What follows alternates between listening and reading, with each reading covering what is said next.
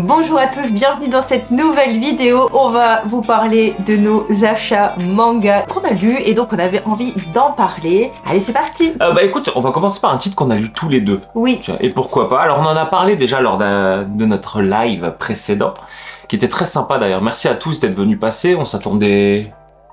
Ouais, pas à un tel engouement, donc c'était vraiment cool. Et si vous ne l'avez pas vu, bah, n'hésitez pas à aller le voir, c'était un bon moment. Et on a lu de chez Clamp, aux éditions Pika, la réédition de XXXHolic. Alors je ne sais pas vraiment comment on prononce ça, sûrement pas comme je viens de le faire d'ailleurs, mais on était assez curieux de découvrir ce titre. Ouais. Parce que, évidemment, moi je connaissais Cardcaptor Sakura, que j'ai d'ailleurs en manga, des studios Clamp. J'ai aussi eu Trèfle, pareil, des studios Clamp qui étaient un peu barré quand même, hein, comme titre. Et je me suis dit, bah, là, profitons de cette réédition, de cette incontournable, parce qu'il est quand même assez connu, disons. En tout cas, c'est une œuvre connue de chez eux, et je ne connaissais pas du tout. Et bah, je me suis dit, allez, on y va. En plus, bon, moi j'ai bien aimé le style graphique qui a été utilisé pour la jaquette. Et la collab avec Kawaii pour faire la... Ouais, parce que c'est super plastique. C'est un jeune garçon qui se retrouve attiré à l'intérieur d'un bâtiment, il ne sait pas pourquoi. Vraiment, il se retrouve inexorablement attiré dans ce bâtiment-là et il s'avère qu'il rentre dans une espèce de boutique surnaturelle, un peu paranormale, où en fait la gérante de cette boutique-là, en l'échange d'un vœu, exige une contrepartie, en gros. Alors elle peut être diverse et en fonction de la contrepartie qu'on apporte, le vœu peut être de plus en plus gros. Donc il se retrouve à travailler dans cette boutique là parce que justement il a un vœu et que elle, sa contrepartie, c'est qu'il bosse pour lui. En gros. T'es bon pour résumer. Bah, moi c'est l'histoire d'un type, il travaille dans une maison, je me souviens plus pourquoi, et la meuf elle a des pouvoirs. Voilà. C'était ça. Et donc on suit, alors avec un style, ma foi, assez reconnaissable. Alors justement, est-ce que là, tu retrouves le style Clamp? Ouais, quand même, ouais. Okay. Moi, j'ai pas trop de références là-dessus. Ouais, quand même. Ouais, je trouve, tu sais, des personnages assez longilignes, comme ça, un peu rococo, tu vois, sur les bords.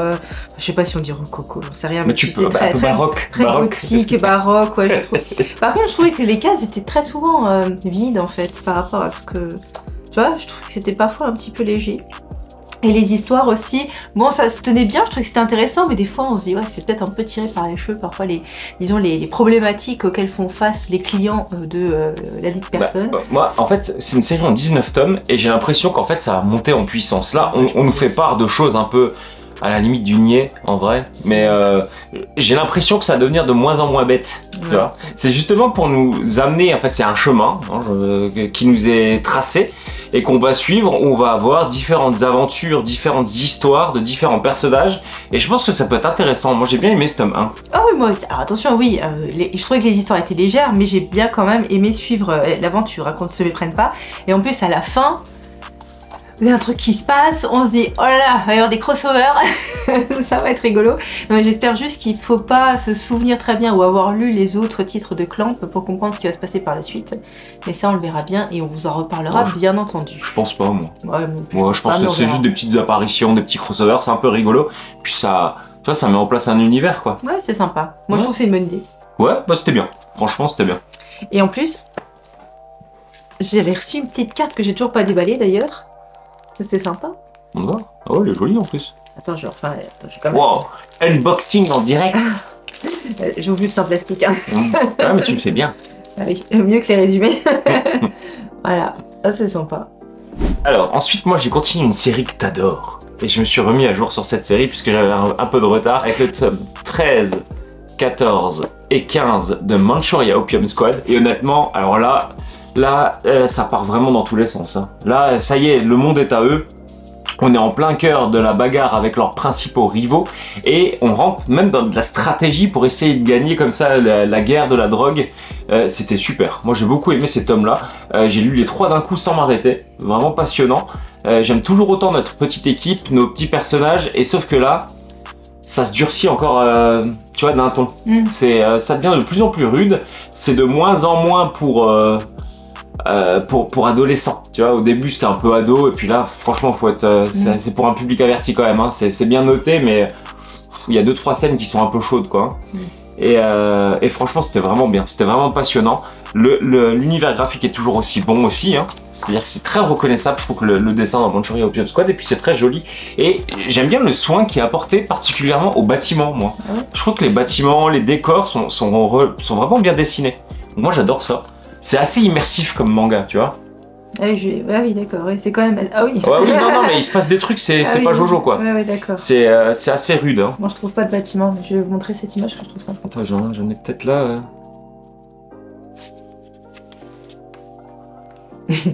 Dans les bâtiments, il n'y en a pas un seul. Si. Quand il y a des plans, voilà. Là, il y a des plans sur des maisons, sur les villes et tout, et franchement, c'est bien foutu. J'aime bien. Donc tu vas être toujours... Moi, je suis toujours content de lire Manchuria Opium Squad, et d'autant plus quand je peux les lire par grappe comme ça. Je trouve ça vraiment cool. Donc, ouais, t'es à fond dedans. Ouais.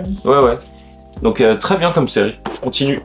Alors, moi j'ai acheté le tome 11 des carnets de l'apothicaire Enquête à la cour, donc peut-être le savez-vous, mais j'avais également l'autre version de chez Kiyun et j'ai décidé de ne faire que celle-ci, puisque manifestement ça va être une longue série. Et donc je suis au tome 11 et c'était sympa, moi j'aime bien, mais comme dit, j'avais déjà lu l'autre version, donc je ne découvre pas l'histoire puisque je savais ce qui allait se passer, mais ces petites enquêtes de Mao Mao dans la Chine impériale, ça me fait plaisir à lire. Je trouve que c'est toujours intéressant de replonger dans cet univers-là que moi j'apprécie. Et puis même si je savais ce qui allait se passer, j'avais plus non plus tous les détails. En plus, c'est raconté de manière différente, peut-être plus impactante pour moi. D'ailleurs, c'est la raison pour laquelle j'avais gardé plutôt cette version. Et donc, moi, je ne suis jamais déçue des carnets de l'apothicaire. Ouais, voilà, c'est vrai que le dessin est quand même un petit peu moins bien que l'autre version, ça je l'avoue, mais pas de surprise puisque voilà, je connaissais l'histoire. Et j'avais reçu avec ce tome 11, La gardienne des concubines, un extrait gratuit. Bon là, autant vous dire que je l'ai lu, mais ça m'intéresse pas du tout. Ça cause de quoi En fait, c'est une sorte de commerçante qui a épousé un jeune homme haut placé, beau, magnifique, gentil avec elle. Bon, on sait pas pourquoi, on se demande si ça va pas se retourner contre elle, mais j'en sais rien. Et en gros, ça lui permet d'accéder justement aux concubines de l'empereur et de leur vendre des trucs bien chers. Ah, du maquillage, des trucs, machin et tout. Ok. Donc bon, ouais, ça m'a pas transcendé ce premier chapitre en tout cas. Mais voilà, non, c'était une lecture très très sympa. Mais pour être tout à fait franche, je me demande si je vais aller jusqu'à la fin quand même des carnets de l'apothicaire, parce que 50 tomes à peu près. Là, il y aura peut-être un petit peu moins parce que c'est une version qui est un peu plus accélérée quoi. Je dis que ça va quand même être long. Hein. Alors moi, je continue les aventures de Rudo dans Gachiakuta. Alors Gachiakuta, je suis encore pas à jour. Hein. Là, je suis qu'au tome 9. Il m'en reste 2, je crois. Je crois que on est au tome 11 actuellement de Gachiakuta que j'ai, mais que j'ai pas encore lu. Moi j'aime toujours autant. Gachiakuta, alors là c'est un mélange de tout. C'est un shonen ultra violent, ultra dynamique avec un style graphique bien à lui. Alors là c'est très identifiable. Hein. Par contre un Gachiakuta ça ressemble à rien qu'on a déjà eu l'habitude de lire, que ça soit dans l'histoire ou dans le dessin. Et c'est pour ça que j'aime bien cette série. Alors moi je suis pas un grand lecteur de shonen, j'apprécie pas spécialement le genre plus que ça. Mais quand il y en a comme ça un qui sort un peu du lot, bah moi ça m'accroche, tu vois. Et ce que j'apprécie, alors on est toujours dans ce truc là du j'ai envie de devenir plus fort, tu sais, enfin c'est vraiment shonen, quoi. Ouais, c'est un shonen. Mais par contre, je trouve que l'histoire est habilement racontée et les sujets traités, alors on les voit un peu arriver, mais c'est pas si courant que ça dans un shonen non plus, donc ça me plaît bien pour l'instant. Et surtout j'aime bien, les personnages sont ultra charismatiques, je trouve. Ils sont tous bien foutus dans Gachiakuta, les personnages, que ce soit les protagonistes ou même les antagonistes, tu sais, et on s'attache un peu à tous les personnages en fait. C'est un univers très particulier quand même, Gachiakuta, soit vous adhérez, soit vous n'adhérez pas. Je pense que c'est un peu à double tranchant. Moi je sais que j'ai pas trop accroché à l'univers, mais si on adhère, je comprends que ce soit une série qu'on apprécie parce qu'elle est très très dynamique. Ouais, c'est très prenant.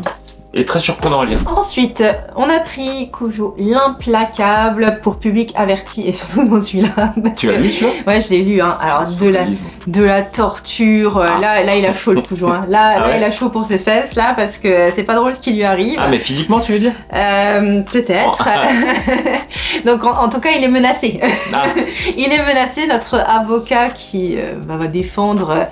Et là on le voit d'ailleurs, il y a quelques affaires et c'était pas présent dans les autres tomes d'avant. On le voit dans des affaires courantes, pas l'affaire principale, tu sais, avec son client principal, mais on voit qu'il a vraiment affaire à des gens, mais mon dieu, laisse tomber quoi, et il doit les défendre quand même, en tout cas il les défend, et on se dit, oh purée, non mais, à un moment tu diras, bah, ça fait sourire, mais c'est pas drôle, mais on se dit, mais à quoi les gens pensent quoi, quand, bref. En tout cas, c'est assez dur à lire, c'est... Mais justement, je trouve que c'est un univers qui change un petit peu, qu'on n'a pas l'habitude de voir. Oui, c'est pour public averti, mais au moins, on est dans une affaire un peu sombre avec un avocat qui est malin.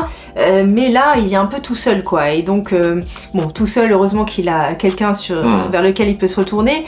Mais ouais, on sent que c'est chaud pour lui. On a envie de voir quelle va être la stratégie qui va être mise en place pour justement se sortir de ce mauvais pas, parce que là c'est mal barré.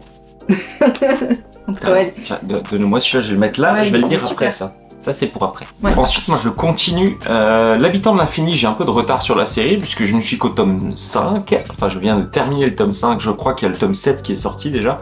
Donc j'ai du retard, mais par contre, tu vois, ça c'est la définition d'un bon manga.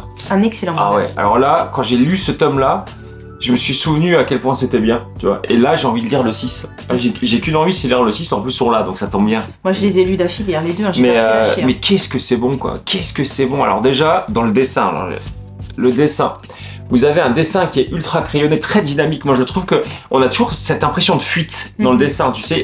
L'action n'est jamais figée, même quand ils parlent entre eux. Je trouve que t'as presque l'impression de voir la mâchoire bouger. Je sais pas si t'as cette sensation aussi. Vraiment un dessin magnifique. Et alors, ce qui se passe, là, il y a le développement de l'histoire. En fait, on apprend plein de choses, mais sans que ça soit forcé, sans que ça soit lourd à lire. C'est génial. Ouais. J'ai trouvé ça génial. Il y a ce côté aussi philosophie des samouraïs, tu sais, qui rentre en compte, qui est très intéressant, sans parler de l'histoire principale, donc de ce pourquoi on suit notre héros, qui est aussi... c'est quelque chose, hein. L'habitant de l'infini, c'est vraiment quelque chose. Hein. Et puis je trouve que c'est pas cliché, tu vois, c'est pas des grands discours non plus. Il y a des valeurs, mais on voit que c'est pas sans conséquence non plus. Hein, que oui, ok, tu suis une ligne, un code des samouraïs, mais bon, d'un autre côté, tu vas payer, quoi. Voilà, tu le prends avec ses avantages et ses inconvénients. C'est-à-dire que, bah oui, tu peux vivre une vie qui est ce qu'elle est, mais tu risques à tout moment de le payer de ta vie. Exactement. Justement. Il y a aucun plaisir qui est gratuit en soi. Et je dis pas ça voilà, pour le quartier des plaisirs, hein, si vous voulez. Mais tout ce qui se passe dans votre vie a une conséquence. Et ça, c'est hyper intéressant. Et surtout, on voit à quel point le même acte peut avoir des conséquences différentes pour deux personnes. Et ça, c'est fou. C'est vraiment bien foutu. Donc l'habitant de l'infini, c'est une belle recommandation, une très très belle lecture. J'ai pris le tome 4 de Jimbosho Sisters, nos trois sœurs qui ont hérité d'une librairie dans le quartier des librairies de Jimbosho à Tokyo au Japon. Et j'ai lu ce tome 4 et je dois dire que je me suis ennuyée. Je me suis ennuyée. Ah, la déception. Ouais, moi j'adore cette série en plus. Ouais, c'est vrai. Ben écoute, ou peut-être que j'étais pas dans le mood ou je sais pas, mais franchement, je trouve que ça avance pas. On est toujours sur les mêmes atermoiements, que c'est toujours la même problématique par rapport au tome 1, que il y a une révélation, mais je trouve que la révélation, elle est... bon, attention, je vous spoil un peu, mais qu'un des personnages finalement est peut-être membre de la famille, et du coup, leur comportement change du tout au tout envers cette personne, alors qu'il y a 2 jours, vous pouvez pas la piffer, et je sais pas, un gars que vous connaissez pas, vous l'accueillez pas comme ça à bras ouverts, parce que tout d'un coup, vous apercevez que c'est votre cousin. Mais toi, t'as pas la mentalité japonaise. Ouais, enfin, je sais pas quoi. Non, mais c'est vrai, alors que ce propre type déteste sa vraie famille. Enfin, tu vois, je trouve que c'est quand même assez bizarre. Et bref, je sais pas, je me suis vraiment ennuyée. Je me suis vraiment ennuyée parce que j'ai l'impression de relire le tome 1 et 2, quoi. Ok. Avec un petit twist, mais un twist qui m'a pas intéressé des masses. Ok. Parce qu'en plus, tu sais que c'est pas vrai, donc... Moi, je suis un peu déçu, là. Ouais, franchement, moi, j'étais aussi un peu déçue, et voilà. Ouais, je te montre tout de suite, je te montre aussi. D'abord lui. Non, regarde. Ouais, j'étais un petit peu déçue, je me suis dit, oui, bon, d'accord, et donc, quoi. Franchement, c'était dispensable. Ok, bon, je vais quand même le lire, je le mets là. Oui, oui, bien sûr. Mec qui fait son marché en même temps qu'on fait la vidéo. Alors, ensuite, tiens, on va parler tout de suite de Hellsing, la réédition de chez Delcourt. Ouais, Delcourt, il me semble, Delcourt Tonkan. Un beau bouquin, voilà, je vais pas m'attarder plus que ça sur le bouquin, que j'apprécie. Alors, j'ai quand même l'étrange sensation que, tu sais, l'espèce de vernis rouge sur la couverture risque de s'effacer avec le temps. Alors, j'en sais rien, hein, je m'avance peut-être, mais je suis pas trop confiant sur cette qualité-là, donc on verra bien. En tout cas, le tome 1, j'ai trouvé l'histoire plutôt sympa, avec pour l'instant, rien de transcendant, mis à part le dessin qui est très beau. J'aime beaucoup, notamment Alucard, qui est un des vampires, un peu un vampire, comment dire, le plus fort, tu sais, de sa génération, là, etc., qui a un vrai charisme. Je trouve qu'il dégage quelque chose, ce gars-là. Et son adversaire favori chez les catholiques, qui aussi dégage quelque chose d'assez particulier, je trouve, un peu de folie comme ça. Donc j'ai bien aimé ces deux personnages là, mais sinon ce qui nous est raconté pour l'instant dans le tome 1, c'est pas génial. C'est sympa, c'est divertissant, ça se lit plutôt bien. Moi j'ai lu ça assez rapidement d'ailleurs. Je trouve que c'est très beau visuellement. L'histoire elle avance à un bon rythme, mais pour l'instant je suis pas 100% convaincu par ce récit, quoi. Ok. Et ce qui m'inquiète un peu, puisque c'est un récit en 5 tomes, et quand le tome 1, je le trouve déjà un peu moyen-âge, j'espère que ça va vite step up, quoi. Mais bon, c'était ok, hein, franchement, c'était loin d'être mauvais, mais peut-être que je m'en faisais toute une montagne, peut-être que je m'attendais vraiment à mieux. Donc, je le mets sur le côté pour moi, là, je vais tiens. On continue. On fait notre shopping. Bon, voilà, ça va aller assez vite, pardon, puisque j'ai acheté The Fable, je vous l'avais montré d'ailleurs dans la vidéo vlog. Donc le tome 18, 19 et 20, je n'ai pas encore eu l'occasion de les lire. Et j'ai appris que cette série était que en 22 tomes. Donc on est bientôt à la fin de cette série. Moi que j'aime beaucoup, on suit un tueur à gages professionnel, hyper doué même, qui va quelque temps devoir faire profil bas avec sa collègue. Mais bien sûr, il est quand même embrigadé dans tout un tas d'affaires. Avec beaucoup de ressorts comiques, notamment du comique de situation, avec des choses un peu absurdes qui moi me font rire. Alors, je comprends que ce soit pas l'humour de tout le monde. En tout cas, c'est une série que j'aime beaucoup. Et puis là, c'est la prochaine lecture, je pense, parce que j'aime vraiment beaucoup cette série-là. Voilà. Je vais pas vous en dire plus parce que je ne les ai pas lus. Alors ensuite, j'ai trouvé en occasion à Easy Cash le Moloss des éditions Kiun, la réinterprétation des chefs-d'œuvre de Lovecraft par Gutanabe. Encore une fois, c'est un recueil de 3 histoires différentes, dont le Moloss, qui sont 3 histoires qui, pour moi, sont vraiment oubliables. Il n'y a rien de particulier dans ces 3 histoires-là. Alors c'est loin d'être nul, mais c'est très loin d'être très bon aussi. Donc voilà, c'est vraiment quelque chose de dispensable. Et de plus en plus, je me pose la question de savoir si je vais continuer cette collection. Parce qu'au final, les bouquins sont beaux, mais est-ce que c'est vraiment bien? C'est déjà le deuxième, tu me dis que c'est ouais. Est-ce que c'est vraiment bien? Bah non. Donc est-ce que j'ai vraiment envie d'avoir ça chez moi? Mis à part le fait que ça soit joli. Ouais, enfin, ouais. Non, mais c'est très beau. Les bouquins sont beaux, les dessins sont beaux, mais est-ce que ça vaut le coup? Ça suffit, ouais. Après, je sais pas combien il va y en avoir là non plus, mais honnêtement, ouais. Ouais, bon, voilà. Moi, je sais que j'ai pas apprécié ce que j'ai lu, hein, tu vois, donc moi j'ai. Bah, il y en a quand même, genre les. J'aime pas trop l'univers déjà. Ouais, couleurs tombées du ciel ou je sais plus quoi là, ça c'était bien. Montagne hallucinée, j'avais bien apprécié, mais là, sinon, ça fait un moment que j'ai pas trouvé ça très bon. C'était quoi le truc avec les extraterrestres dans la grotte là que j'ai lu? Je crois que c'est Montagne hallucinée. Ouais, c'est possible, mais ça c'était pas mal. Ouais. Moi j'aime bien. Je suis pas en 2 tomes, non? Ah ouais. Bah, ça doit être ça là. Donc voilà, c'est tout pour le Moloss. Bon. Alors moi je m'étais pris les tomes 40 qui est déjà lu et rangé d'ailleurs. J'aurais pu la reprendre pour la vidéo mais tant pis. Et donc 41, 42 et 44 parce que j'ai le 43 que j'ai déjà trouvé d'occasion. Et donc comme je vous ai dit, bah, j'ai redémarré du coup cette série que j'aime beaucoup, Space Brothers. Donc j'ai lu le tome 40, bah écoutez, il a suffi de quelques pages pour que je me remette, que je me replonge dans cette série que je trouve incroyable, qui est très immersive. Ça c'est le signe d'une bonne série. Bah déjà, oui, tu sais. C'est-à-dire que j'ouvre le bouquin et ça y est, je suis à fond dedans, j'ai envie de savoir, j'ai envie de... Et c'est palpitant parce qu'il arrive plein de choses et c'est touchant parce que c'est 2 frères qui se retrouvent, qui ont envie de se retrouver sur la Lune après un parcours, ma foi, très chaotique. Il y a tout le temps des problèmes évidemment puisque, bah oui, c'est pas rien d'aller sur la Lune en fusée. Hein. Donc c'est vraiment palpitant, on est avec eux, on a envie que ça marche. La relation entre les 2 frères est très touchante et puis vous avez des points d'humour qui parviennent, comme ça allège le récit. Moi je l'adore cette série. Je me retiens de pas tous les lire d'un coup en réalité parce que je sais qu'il va falloir que j'attende un petit peu longtemps avant qu'il y ait un nouveau tome qui sorte. Donc, mais je vais avoir du mal à me retenir. Alors ensuite, suite à vos recommandations et très nombreuses recommandations, j'avais acheté une œuvre de Junji Ito, Soichi, qui m'a été, mais je sais pas combien de fois, on est venu me voir sur Instagram pour me dire mais t'aimes pas Junji Ito parce que t'as pas lu les bonnes œuvres, lis Soichi, tu vas voir c'est vraiment super, etc. Et franchement c'était vraiment cool. J'ai beaucoup aimé Soichi parce que déjà, on a un personnage principal qui est rudement bien écrit et qui est vraiment particulier. Hein. Soichi, en fait, c'est une succession d'histoires sur Soichi, qui est un jeune garçon qui souffre de... Comment on appelle ça quand on manque de fer? Enfin, anémie, non? Anémie, ouais, je crois que c'est ça.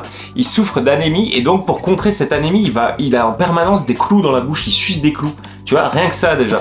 Et donc c'est déjà bien barré. Ouais, c'est déjà bien barré. Et en fait, il a un comportement, mais il est parfaitement asocial, quoi. Il est psychopathe sur les bords, il est complètement fou. Et il fait un peu de magie, de vaudou, de trucs comme ça. Et donc il arrive plein d'histoires un peu surnaturelles autour de ce mec-là, notamment à sa famille ou à ses camarades de classe.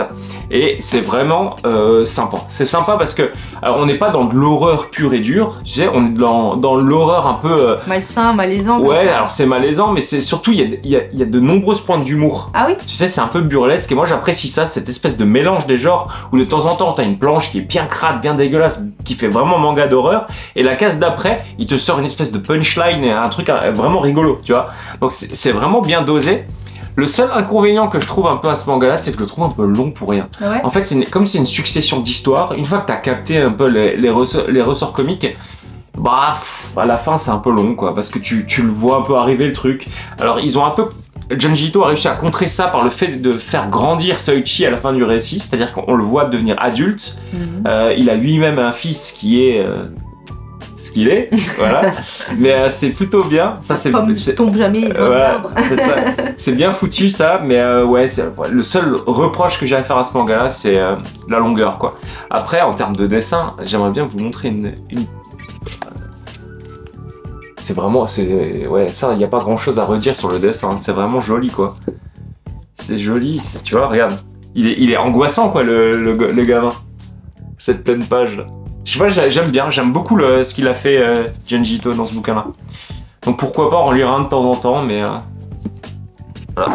En tout cas, ça c'était une bonne reco. Ouais. Alors ensuite, tu l'as lu celui-là toi? Non, j'ai pas encore lu. Alors j'ai lu le tome 8 de Slam Dunk. On va rentrer en fait dans le premier vrai tournoi en jeu de notre équipe là. Et je dois avouer que c'est toujours aussi beau. J'aime toujours autant les personnages qui ont vraiment quelque chose de particulier. Ils ont tous un caractère bien à eux et je trouve que ça donne un ensemble très cohérent, tu sais.